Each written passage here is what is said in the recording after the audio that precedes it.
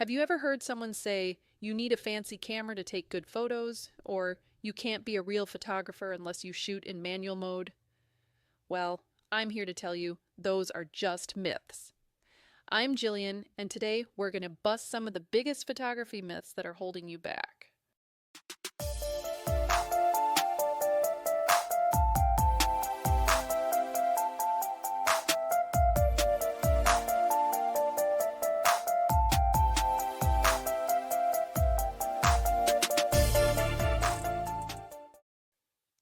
Hey everyone, it's Jillian from Savvy Shutterbug. It's so good to connect with you all again.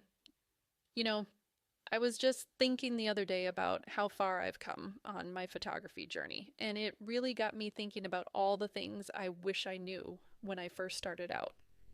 Back then, I was just like many of you. I was so eager to learn and improve, but I also felt overwhelmed by all the rules and must haves that everyone kept talking about.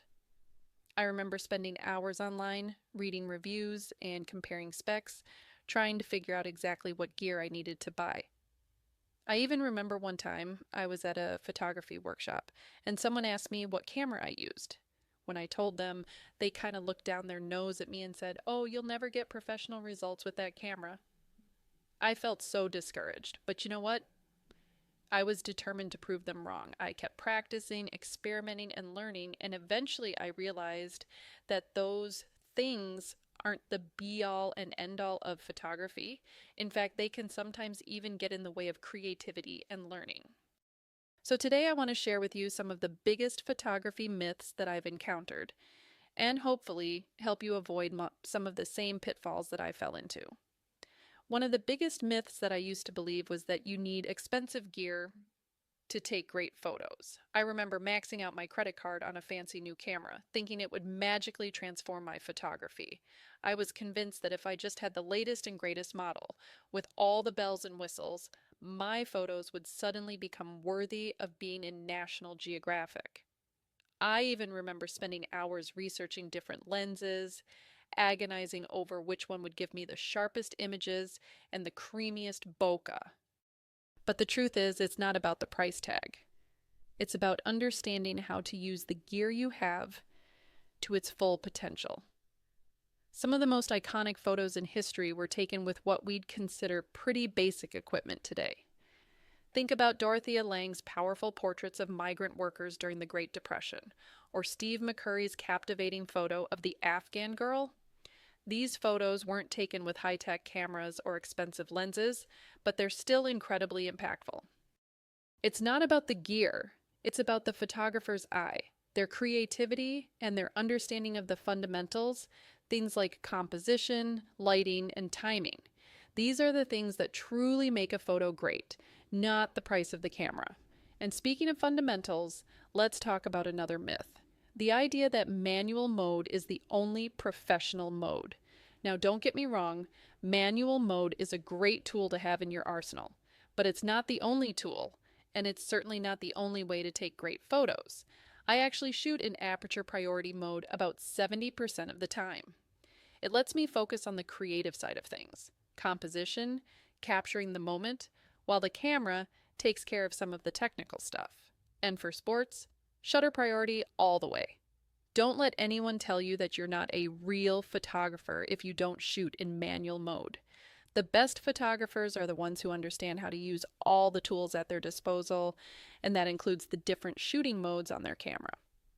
Another myth that I think a lot of new photographers get caught up in is the idea that perfect photos come straight out of camera. I used to strive for this myself, but I realized that it's just not realistic. Even in the film days, photographers were editing their photos in the darkroom.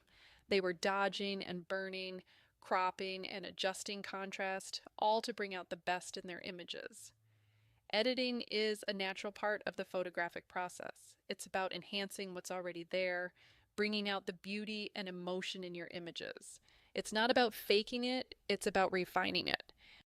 Think of it like a chef adding spices to a dish or a painter adding layers of color to a canvas.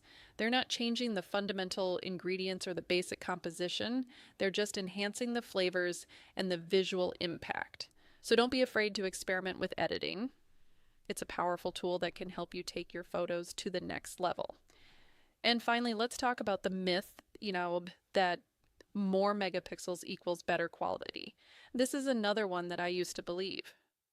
I thought that if I just had a camera with a super high megapixel count, my photos would be amazing. But the truth is, megapixels are just one factor in image quality. Sensor size, lens quality, and even the photographer's skill all play a role. A larger sensor, for example, can gather more light, which means better low light performance and a wider dynamic range. And a high quality lens will produce sharper images with less distortion, regardless of the megapixel count. So don't get too caught up in the megapixel race.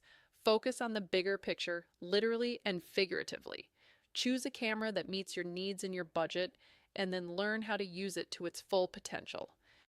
Okay, one more myth I want to debunk before we wrap up. This one's particularly close to my heart because I used to believe it myself. The idea that you need to travel to exotic locations to capture stunning images. I dreamed of photographing the Eiffel Tower in Paris, the Taj Mahal in India, the Great Wall of China.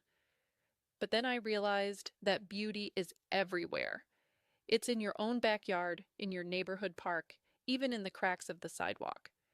It's all about how you see the world and how you choose to capture it.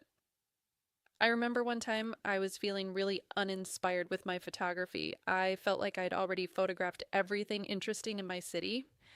So I decided to take a walk around my neighborhood with fresh eyes, looking for details and moments that I had overlooked before. And you know what? I ended up taking some of my favorite photos ever. So don't wait for that dream vacation to start taking photos. Pick up your camera and explore the world around you. You might be surprised at what you find. Look for the beauty in the everyday, the extraordinary in the ordinary. So there you have it, my friends. 5 photography myths busted. I hope this has helped you feel more confident and empowered on your photography journey. Remember, it's not about the gear, the settings, or even the location. It's about your unique vision and your passion for photography. It's about expressing yourself creatively and capturing the world as you see it. Now go out there, experiment, have fun, and don't be afraid to break the rules. And be sure to let me know in the comments which myth surprised you the most. I'd love to hear from you. Until next time, keep shooting and stay savvy.